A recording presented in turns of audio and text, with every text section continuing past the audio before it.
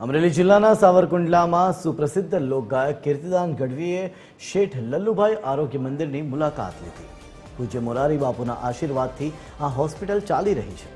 લોક સાહિત્યકાર કીર્તિદાન ગઢવીએ હોસ્પિટલની કામગીરીઓને વખાણતા કહ્યું કે સાચા અર્થમાં દર્દીને આ હોસ્પિટલમાં નારાયણ ભગવાનનું સ્વરૂપ માનવામાં આવે છે।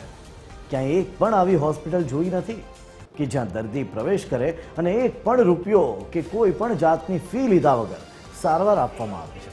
1 રૂપિયાની પણ ફી લીધા વગર સારવાર અપાતી હોય તેવી સાવરકુંડલાની આ એકમાત્ર હોસ્પિટલ છે।